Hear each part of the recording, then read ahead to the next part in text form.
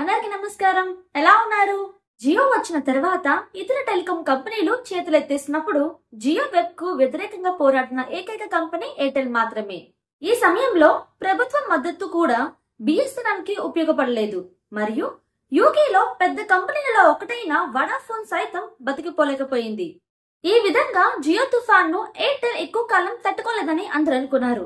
కానీ ఒక కంపెనీ స్థాపికుడైన సునీల్ మిట్టల్ లాంటి వ్యక్తి అయితే ఫోన్ అమ్మడం నుండి జనరేటర్లు అమ్మడం వరకు, అలాగే టెలిఫోన్లు అసెంబ్లీ చేయడం వరకు అతను తన కష్టాన్ని అధిగమించి అందరికి ప్రేరణ ఇచ్చే స్థాయికి చేరుకున్నాడు. అందువల్ల వ్యాపార ఐకాన్ గా మారిన సునీల్ మిట్టల్ యొక్క స్టోరీని తెలుసుకుందాం. వీడియోలోకి వెళ్లే ముందు కొత్తగా మన ఛానల్ ఎవరైనా చూసినట్లయితే వెంటనే సబ్స్క్రైబ్ చేసుకోండి. అలాగే ఈ వీడియోని ఎండ్ వరకు చూసి మీకు నచ్చితే డెఫినెట్ గా షేర్ చేయండి, లైక్ చేయడం మాత్రం మర్చిపోవద్దు. సో ఈ మాత్రం నచ్చకుండా మన వీడియోలోకి వెళ్ళిపోదాం. ఎయిర్టెల్ ను ఈ స్థాయికి తీసుకువచ్చిన జ్ఞానం మరియు పోరాటం కూడా సునీల్ మిట్టల్ లో ఉన్నాయి. సో ఫ్రెండ్స్, సునీల్ మిట్టల్ కథ 1957 నుండి ప్రారంభమవుతుంది. ఒక కుమారుడు కాంగ్రెస్ పార్టీకి చెందిన ప్రముఖ నాయకుడు మరియు ఎంపీ ఇంట్లో జన్మించాడు. అతని పేరు సునీల్ భారతి మిట్టల్. ఇప్పుడు కుటుంబ నేపథ్యం తెలుసుకున్న తర్వాత మీరు అనుకుంటూ ఉండొచ్చు, సునీల్ మిట్టల్ జీవితం ఎంత ఈజీగా ఉంటుందో అని. కదా? కానీ కాదు. ఎందుకంటే ఆయన తన జీవితంలో ప్రతి దశలో కూడా ఎన్నో ప్రాబ్లమ్స్ ని ఎదుర్కొన్నాడు. ఇంకొకరు ఈ పరిస్థితిలో ఉన్నా వారు గివప్ చేసేవారు. కానీ సునీల్ మిట్టల్ కి ఒక డిఫరెంట్ డ్రీమ్ ఉంది. ఆయన తన తండ్రి లాగా పొలిటీషియన్ కావాలనుకోలేదు. ఆయన బిజినెస్ మ్యాన్ అవ్వాలని అనుకున్నాడు. అందుకే 1976 లో పంజాబ్ యూనివర్సిటీ నుంచి గ్రాడ్యుయేషన్ పూర్తి చేసి 18 ఇయర్స్ కే తన మొదటి బిజినెస్ ని ప్రారంభించాడు. మీకు తెలుసా ఆయన మొదటి బిజినెస్ ఏంటో? బైసికల్ పార్ట్స్ అమ్మడం. అది కూడా చాలా స్మాల్ స్కేల్లో. ఈ పని కోసం ఆయన తన తండ్రి దగ్గర 20,000 తీసుకున్నాడు. ఇది సునీల్ మిట్టల్ కి ఫస్ట్ బిజినెస్. మార్కెట్ గురించి, కాంపిటీటర్ గురించి ఆయనకు అప్పట్లో ఎటువంటి నాలెడ్జ్ లేదు. ఇదే కారణంగా ఆయన ప్రారంభంలో చాలా డిఫికల్టీస్ ని ఫేస్ చేశారు. కొంతకాలానికి ఆయన దీనిపై చాలా అవగాహన పొందుకున్నారు. కానీ తరువాత ఆయన ఒకటి రియలైజ్ అయ్యాడు. ఈ బిజినెస్ లో ప్రాఫిట్ మార్జిన్స్ చాలా తక్కువగా ఉన్నాయని, అలాగే గ్రోత్ ఆపర్చునిటీస్ కూడా చాలా లిమిటెడ్ గా ఉన్నాయని. ఈ బిజినెస్ ఆయన డ్రీమ్ కి వింగ్స్ ఇవ్వలేకపోయింది. అందుకే ఆయన ఆ బిజినెస్ ను క్లోజ్ చేసి చాలా రకాల న్యూ బిజినెస్ కి ప్రయత్నాలు చేశారు. కానీ అవన్నీ ఫెయిల్యూర్ అయ్యాయి. ఇన్ని ఫెయిల్యూర్స్ తరువాత సునీల్ మిట్టల్ చాలా డిసప్పాయింట్ అయ్యాడు. అయితే 1980లో ఆయనకు ఒక ఆపర్చునిటీ వచ్చింది. అది తనను తిరిగి సక్సెస్ వైపుకు తీసుకెళ్లింది. సుజుకి అనే కంపెనీ పోర్టబుల్ జనరేటర్స్ అమ్మడానికి ఇండియాలో లోకల్ ఇంపోర్టర్ కోసం వెతుకుతుంది. ఈ ఛాన్స్ ను ఉపయోగించుకోవడానికి సునీల్ మిట్టల్ సుజుకితో పార్ట్నర్షిప్ చేసి జనరేటర్స్ ఇంపోర్ట్ చేసి ఇండియాలో సెల్ చేయడం ప్రారంభించారు. మొదట ఆయన వీటిని స్ట్రీట్ వెండర్స్ కి టార్గెట్ చేశారు. కానీ కొంతకాలానికి ఒకటి రియలైజ్ అయ్యాడు, ఈ జనరేటర్స్ కి ఎక్కువ డిమాండ్ చిన్న ఆఫీసెస్ మరియు షాప్స్ లో ఉంది అని. ఎందుకంటే వాళ్ళు పవర్ కట్స్ వల్ల ఎక్కువ ఇబ్బందులు పడుతున్నారు. ఈ న్యూ స్ట్రాటజీ వల్ల జనరేటర్స్ కి డిమాండ్ పెరిగింది. స్మాల్ ఆఫీసెస్ తో పాటు ఇంట్లో కూడా జనరేటర్స్ ఇన్స్టాల్ చేయడం మొదలైంది. ఈ బిజినెస్ తో సునీల్ నుంచి ప్రాఫిట్ సంపాదించారు. కానీ అది 1983 వరకే. 1983లో Indian government portable generators importation మీద బ్యాన్ విధించింది. దేశీయ ప్రొడక్షన్ పెంచడం కోసం ఈ డెసిషన్ సునీల్ మిట్టల్ కి పెద్ద షాక్ గా మారింది. అప్పటి వరకు ఆయన బిల్డ్ చేసిన ఎంటైర్ బిజినెస్ ఒక్కసారిగా క్లోజ్ అయిపోయింది. కొంతకాలం అన్ఎంప్లాయిడ్ గా ఉన్న తర్వాత సునీల్ మిట్టల్ కొత్త అవకాశం కోసం ఫారెన్ కి వెళ్లాలని నిర్ణయించుకున్నారు. తైవాన్ కి వెళ్ళినప్పుడు అక్కడ ప్రజలు పుష్ బటన్ ఫోన్స్ ఉపయోగిస్తున్నారని ఆయన అబ్జర్వ్ చేశారు. ఇండియాలో అప్పట్లో రోటరీ డయల్ ఫోన్స్ మాత్రమే వాడుతున్నారు. అక్కడ ఆయనకి ఒక కొత్త బిజినెస్ ఐడియా వచ్చింది. ఈ కొత్త టెక్నాలజీ ఇండియాకు తీసుకురావాలనే నిర్ణయం తీసుకున్నారు. 1984లో తైవాన్ లో కింగ్ టెల్ కంపెనీ నుండి పుష్ బటన్ ఫోన్స్ ను ఇంపోర్ట్ చేసి వాటిని ఇండియాలో అసెంబుల్ చేసి అమ్మడం ప్రారంభించారు. కానీ ఫ్రెండ్స్, కొంతకాలం తరువాత పుష్ బటన్ ఫోన్స్ కి డిమాండ్ చాలా పెరిగింది. అందుకే సునీల్ మిట్టల్ ఆ ఫోన్లను తాను మ్యానుఫ్యాక్చర్ చేయాలని ఫిక్స్ అయ్యాడు. కానీ ఆయనకు ఒకటి అర్థమైంది, ఇది ఒకడే చేయలేరని. అందుకే ఆయన బీటీఎల్ అనే కంపెనీని స్టార్ట్ చేశారు. జర్మన్ కంపెనీ సైమెన్స్ తో కలిసి ఆయన ఇండియాలో electronic push button phones manufacture చేయడం ప్రారంభించారు. 1990ల నాటికి సునీల్ మిట్టల్ తన బిజినెస్ ను డైవర్సిఫై చేసి ఫ్యాక్స్ మిషన్స్, కార్డ్లెస్ ఫోన్స్, ఇతర టెలికాం ఎక్విప్మెంట్స్ తయారు చేయడానికి దారితీసింది. వీటిని బీటెల్ అనే బ్రాండ్ నేమ్ తో పిలుస్తారు. 90లలో బీటెల్ ల్యాండ్లైన్ ఫోన్స్ చాలా పాపులర్ అయ్యాయి. తరువాత 1992లో సునీల్ మిట్టల్ జీవితంలో పెద్ద టర్నింగ్ పాయింట్ వచ్చింది. ఇప్పుడు విషయం ఏంటంటే, ఆయన ఒక ఫ్యామిలీ వెకేషన్ లో ఉన్నప్పుడు Indian government mobile telephonic business లో ప్రైవేట్ ప్లేయర్స్ కి అవకాశం ఇస్తుందనే విషయం తెలిసింది. ఈ విషయం విన్న వెంటనే సునీల్ మిట్టల్ ఆ లైసెన్స్ ను ఏదైనా ధరకు పొందాలని నిర్ణయించుకున్నాడు. అందుకే వెంటనే తన వెకేషన్ నుండి తిరిగి వచ్చి మొబైల్ నెట్వర్క్ లైసెన్స్ అప్లై చేయడానికి సిద్ధమయ్యారు. కానీ ఇక్కడ ఒక ట్విస్ట్ ఉంది. గవర్నమెంట్ షరతు ఏమిటంటే, టెలికాం ఆపరేటర్ గా పాస్ట్ ఎక్స్పీరియన్స్ ఉన్న కంపెనీలకే లైసెన్స్ ఇస్తారట. ఇప్పుడు సమస్య ఏమిటంటే, ఇండియాలో మొబైల్ టెలిఫోనిక్ సెక్టర్ కొత్తది కాబట్టి ప్రైవేట్ కంపెనీలకు ఆ కైండ్ ఆఫ్ ఎక్స్పీరియన్స్ లేదు. అందుకే సునీల్ మిట్టల్ ఒక అద్భుతమైన స్ట్రాటజీ ప్లాన్ చేసి ఫ్రాన్స్ లోని ప్రముఖ టెలికాం కంపెనీని వివిండీతో పార్ట్నర్షిప్ చేశారు. ఈ కొలాబరేషన్ వల్ల సునీల్ మిట్టల్ కు రెండు పెద్ద బెనిఫిట్స్ వచ్చాయి. First one, telecom operator. Second one, ఒక స్ట్రాంగ్ టెక్నికల్ సపోర్ట్ సిస్టమ్. ఈ ప్రయత్నాల ఫలితంగా Sunil Mittal mobile network license ను పొందగలిగాడు. 1995లో ఆయన భారతీయ సెల్యులర్ ఎల్టీడీ స్థాపించి 1997లో ఎయిర్టెల్ అనే పేరుతో ఢిల్లీలో తన మొబైల్ సర్వీస్ లాంచ్ చేశారు. కొద్ది కాలంలో ఎయిర్టెల్ విపరీతమైన గ్రోత్ సాధించి మరియు ఇండియాలో 2 million mobile subscribers mile stone చేరుకున్న మొదటి టెలికాం కంపెనీగా నిలిచింది. ఈ ప్రయాణం అంతా కూడా చాలా సాఫీగా జరుగుతుంది అనుకున్నారా? అస్సలు కాదు. ఎయిర్టెల్ ప్రారంభ దశలో సునీల్ మిట్టల్ చాలా ఛాలెంజెస్ ని ఎదుర్కొన్నాడు. ఉదాహరణకు, ఫస్ట్ వన్, టెలికాం రంగంలో ఆయనకు టెక్నికల్ ఎక్స్పర్టైజ్ తక్కువ. సెకండ్ వన్, మొబైల్ నెట్వర్క్ ఏర్పాటుకు భారీగా ఫండ్స్ అవసరమయ్యాయి. ఇప్పుడు చూస్తే ఈ సమస్యకు సొల్యూషన్ చాలా ఈజీగా కనిపిస్తుంది. ఏదర్ బ్యాంక్ నుంచి లోన్ తీసుకోవడం లేదా ఇన్వెస్టర్స్ నుంచి ఫండ్స్ పొందడం. కానీ ఆ కాలంలో మార్కెట్ సిచ్యువేషన్ అంత సపోర్టివ్ గా లేదు. అందువల్ల బ్యాంక్స్ మరియు ఇన్వెస్టర్స్ కి సునీల్ మిట్టల్ మీద నమ్మకం రావడం కష్టమైంది. కానీ చాలా ప్రయత్నాల తరువాత ఆయన ఇన్వెస్టర్స్ ను నచ్చజెప్పి బ్యాంక్స్ నుంచి ఫండింగ్ కూడా పొందగలిగారు. ఆ తర్వాత నెట్వర్క్ ఇన్ఫ్రాస్ట్రక్చర్ కోసం ఆయన ఎరిక్సన్ మరియు నోకియా వంటి ఇంటర్నేషనల్ కంపెనీలతో పార్ట్నర్షిప్ చేశారు. ఈ పార్ట్నర్షిప్ వల్ల సునీల్ మిట్టల్ సర్వీస్ క్వాలిటీ మీద ఎక్కువగా ఫోకస్ చేయగలిగారు.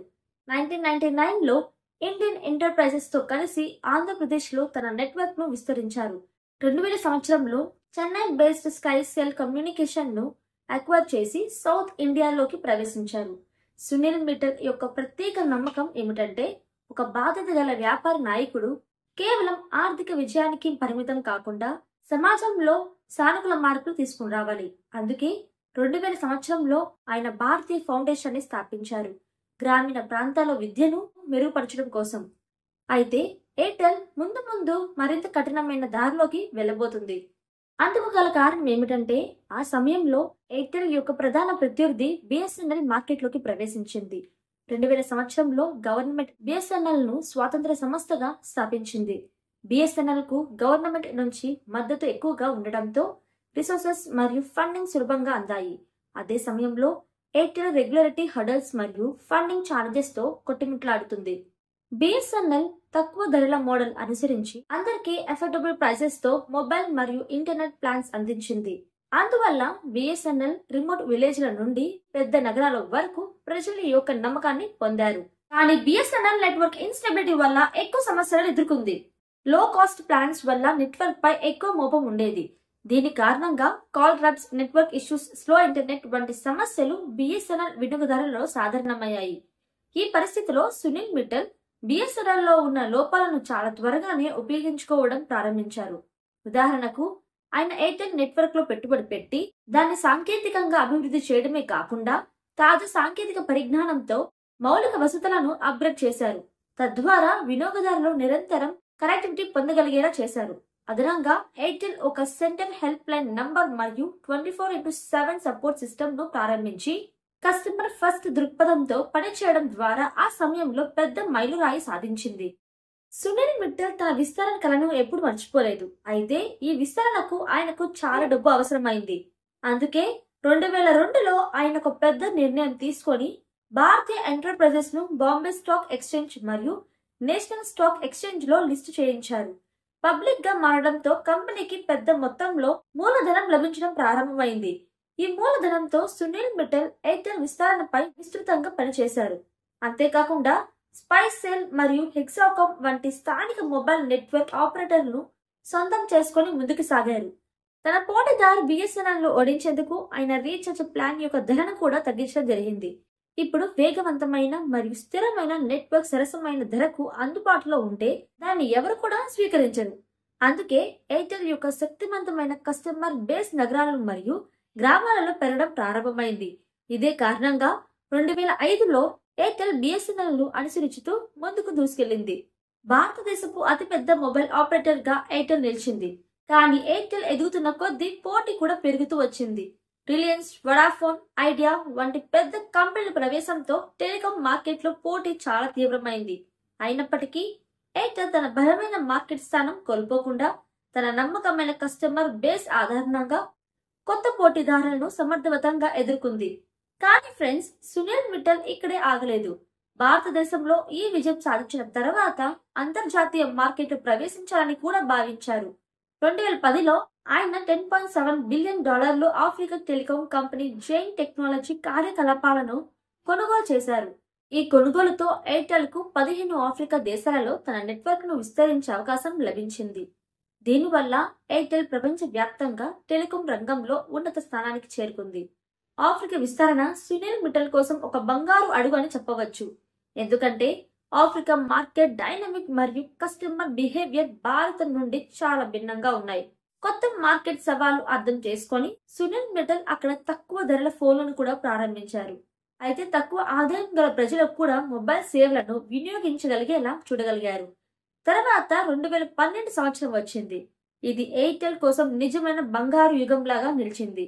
ఈ సమయంలో టెలికాం రంగంలో వేగంగా మార్పులు జరుగుతున్నాయి. దీనిని గమనించిన సునీల్ మిట్టల్ దూరదృష్టితో ఒక పెద్ద నిర్ణయం తీసుకున్నారు. బిఎస్ఎన్ఎల్ తో పాటు అన్ని టెలికాం కంపెనీ వెనక్కి నెట్టి 4G సేవలను ముందుకు ప్రారంభించింది. బిఎస్ఎన్ఎల్ కు ప్రభుత్వ మద్దతు మరియు నిధులు అందుబాటులో ఉన్నప్పటికీ వారి స్వార్థపూరిత దృక్పథం వల్ల వారు వెనుకబడ్డారు. బిఎస్ఎన్ఎల్ నమ్మకం ఏమిటంటే నెమ్మదిగా అయిన ప్రభుత్వ వనరులతోనే పూర్తిగా మౌలిక వసతులను నిర్మిస్తామని భావించారు. దీనికి తోడు సునీల్ మిట్టల్ మాత్రం వేగంగా మారుతున్న టెలికాం మార్కెట్లు వేచి ఉండడం మంచిది కాదని అర్థం చేసుకున్నారు. కాబట్టి ఆయన విదేశీ మార్కెట్ నుండి టెక్నాలజీ మరియు ఉపకరణాలతో దిగుమతి చేసుకుని తన 4G మౌలిక వసతులను త్వరగా అభివృద్ధి చేశారు. ఈ తెలివైన నిర్ణయం వల్ల సునీల్ మిట్టల్ చాలా తక్కువ సమయంలో ఎయిర్టెల్ 4G సేవలను భారతదేశంలో ప్రారంభించడంలో విజయవంతం అయ్యారు. అద్భుతమైన కనెక్టివిటీ, హై స్పీడ్ ఇంటర్నెట్ మరియు మంచి సేవల వల్ల 2015 మార్చి నాటికి ఎయిర్టెల్ కు 3 కోట్ల పైగా వినియోగదారులను లభించారు. కానీ 2012 మొదలై కూడా 4 సంవత్సరాలు కూడా నిలవలేదు. ఎందుకంటే 2016లో సునీల్ మిట్టల్ మరియు ఎయిర్టెల్ తమ జీవితంలోని పెద్ద సమస్యను ఎదుర్కొన్నారు. ఆ సమస్య పేరు జియో. స్పష్టంగా చెప్పాలంటే 2016 సెప్టెంబర్లో జియో టెలికాం మార్కెట్లోకి ప్రవేశించింది. ప్రవేశించిన వెంటనే మొత్తం రంగాన్ని మార్చేసింది. ఈ సమయంలో ఎయిర్టెల్ లో 1 GB లేదా 2 GB డేటా ప్లాన్లను 300 నుండి 400 మధ్య ఉండేవి మరియు కాలింగ్ ను ప్రత్యేకంగా ఛార్జీలు ఉండేవి. కానీ జియో వచ్చాక అద్భుతమైన ఆఫర్లతో అందరినీ ఆశ్చర్యపరిచింది. 4G స్పీడ్ తో కలిపి అపరిమిత ఉచిత డేటా మరియు కాలింగ్ ను అందించింది. ఈ ఉచిత సేవల సహాయంతో 170 రోజుల్లో 10 కోట్ల వినియోగదారుల బేస్ ను తయారు చేసుకుంది. ఇది టెలికాం చరిత్రలో కొత్త రికార్డుగా నిలిచింది. దీని ప్రభావం ఏమిటంటే ఎయిర్సెల్, టెలినార్, టాటా డొకోమో వంటి 12 టెలికాం కంపెనీలు కొన్నిటి కార్యకలాపాలను నిలిపివేశాయి. చివరికి ఏదోలా బతికిన 4 కంపెనీలు మిగిలాయి. వాటిలో ఒకటి బిఎస్ఎన్ఎల్, రెండవది ఎయిర్టెల్, మూడవది ఐడియా అండ్ 4వది వడాఫోన్. ఈ పరిస్థితిలో ఐడియా మరియు వడాఫోన్ పరిస్థితి చాలా దారుణంగా మారింది. దీనితో 2018లో 2 విలీనమైన విఐగా మారాయి. కానీ ఇక్కడ కూడా విఐ జియోతో పోటీ చేయగల శక్తివంతమైన సంస్థగా తయారు కాలేదు. అంటే నిజమైన పోటీ ఇప్పుడు జియో మరియు ఎయిర్టెల్ మధ్య మాత్రమే ఉంది. జియోకి ఇది గెలడం లేదా ఓడిపోవడం మాత్రమే అయి ఉండొచ్చు. కానీ ఎయిర్టెల్ తన బ్రతకడానికి పోరాటం చేస్తుంది. ఎందుకంటే 2016 నుండి 2017 4 త్రైమాసికంలో ఎయిర్టెల్ యొక్క నెట్ ప్రాఫిట్ 71.7% తగ్గింది మరియు కంపెనీ అప్పులోతు లోకానికి దూసుకెళ్లిపోయింది. కానీ ఫ్రెండ్స్, ఇది కేవలం అప్పుల గురించి కాదు. ఎయిర్టెల్ తన మార్కెట్ షేర్ ను కూడా చాలా వేగంగా కోల్పోయింది. కానీ ఇలాంటి పరిస్థితుల్లో కూడా సునీల్ మిట్టల్ చాలా తెలివిగా పనిచేసి మూసుకుపోవాల్సిన పరిస్థితిలో ఉన్న కంపెనీలైన వీడికాన్, టాటా, టెలినార్ వంటి కంపెనీలు 4G స్పెక్ట్రమ్ను కొనుగోలు చేయడం ప్రారంభించారు. ఈ వ్యూహం వల్ల చాలా చిన్న సమయంలోనే ఆయన తన 4G కవరేజ్ని మొత్తం భారతదేశపు వ్యాప్తంగా పెంచుకున్నారు మరియు నెట్వర్క్ నాణ్యతను మెరుగుపరచడానికి కొనసాగించారు. అనంతరం 2018లో ఎయిర్టెల్ 49 మిలియన్ సబ్స్క్రైబర్లను తొలగించి అందరినీ ఆందోళనకు గురిచేసింది. నిజానికి ఇవి ఇన్యాక్టివ్ సబ్స్క్రైబర్లు మాత్రమే. వీటిని కంపెనీ తన సబ్స్క్రైబ్ క్లీనప్ ఇనిషియేటివ్ క్యాంపెయిన్ ద్వారా తొలగించింది. తద్వారా నెట్వర్క్ పై భారం తగ్గించుకొని వారి సేవల నాణ్యతను మెరుగుపరచడానికి మరియు యాక్టివ్ సబ్స్క్రైబర్లను గరిష్ట విలువ అందించడానికి అవకాశం ఏర్పడింది. ఈ నిర్ణయానికి ఫలితం చాలా త్వరగా కనిపించింది. ఆగస్టు 2020 నుండి జనవరి 2021 వరకు, అంటే కేవలం 5 నెలల్లో ఎయిర్టెల్ కు 25 మిలియన్ కొత్త సబ్స్క్రైబర్లు చేరారు. ఇది జియో కంటే 3 రెట్లు ఎక్కువ. దీని అదనంగా సమయానుకూలంగా Airtel extreme fibre, air fibre మరియు ఎయిర్టెల్ ఎక్స్ట్రీమ్ టీవీ బాక్స్ ని ప్రారంభించింది. ఎయిర్టెల్ యొక్క ఎకోసిస్టమ్ ను నిర్మించారు మరియు సునీల్ మిట్టల్ తెలివితేటల వల్ల. ఇంతవరకు వీడియో చూసారు కదా. సో ఈ వీడియో చూసిన తర్వాత మీకేమనిపించిందో మర్చిపోకుండా కామెంట్ సెక్షన్ లో కామెంట్ చేసేయండి. అండ్ ఇలాంటి మరిన్నో వీడియోస్ కోసం మన ఛానల్ ని సబ్స్క్రైబ్ చేసుకోండి. Thanks for watching. See next video. Take care. Bye by.